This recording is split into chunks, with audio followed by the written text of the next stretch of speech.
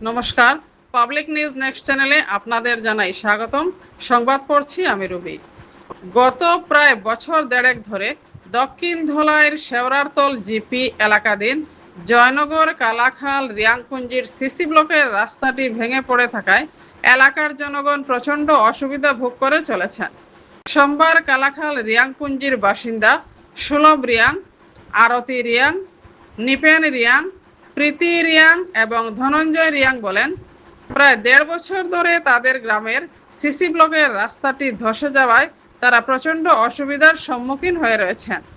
ঘটনাটি বিধায়ক ও মন্ত্রীকে জানানো হলেও কোনো লাভ হচ্ছে না। রাস্তা ধসে যাওয়ায় এ রাস্তায় যানবাহন চলাচল করতে পারছে না। ঘটনাটি অতি সত্বর তদন্ত করে উপযুক্ত পদক্ষেপ গ্রহণের জন্য এদিন অনুরোধ জানান কালাখাল রিয়াংপুঞ্জির জনগণ। বিস্তারিত দেখতে থাকুন পাবলিক নিউজ নেক্সট চ্যানেলের ক্যামেরায়। আমরা এই রাস্তাটা ভাঙছে, আমরা কোনো মানে সাহায্য পাইছে না। কোনো এমএলএ কাছে, মন্ত্রীর কাছেও গেছে, আমরা সাহায্য একদম পাইছি না। আমরা এই জন্য আমরা সাহায্য চাইছি। আমরা কত আগে ভাঙছে এটা? এটা 2 বছর আগে ভাঙছে ও রাস্তাটা এখন গাড়ি আইতে পারে না নি? গাড়ি আইতে পারে না।